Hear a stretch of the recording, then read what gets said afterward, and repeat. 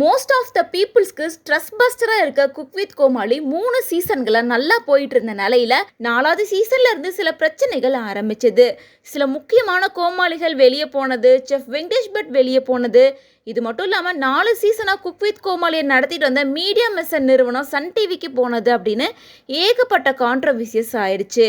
இது எல்லாத்துக்கும் உச்சக்கட்டமாக எந்த நிகழ்ச்சி மக்களுக்கு பெரிய ஸ்ட்ரெஸ் பஸ்டராக இருந்துச்சோ அதே நிகழ்ச்சி எல்லாத்துக்கும் ஸ்ட்ரெஸ்ஸை கொடுத்தது 5வது சீசனில் தான்.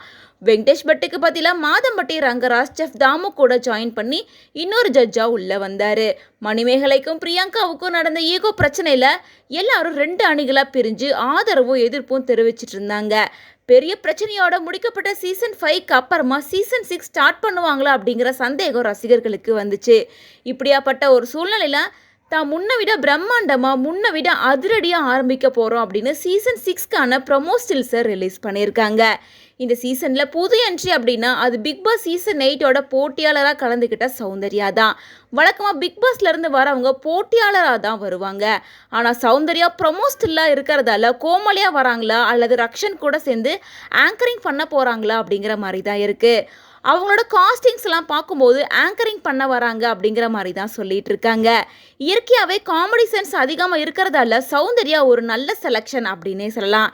இது வரைக்கும் கோமாளிகளாக இருந்துட்டு வர புகழ், சுனிதா, ராமருடைய பழைய கோமாளிகள் அப்படியே தான் இருக்காங்க. மேலும் சில புது கோமாளிகளோட அறிமுகமும் இருக்க போகுது. இந்த சீசன் கூடி சீக்கிரமாகவே ஸ்டார்ட் பண்ண போகிறதா சொல்லியிருக்காங்க.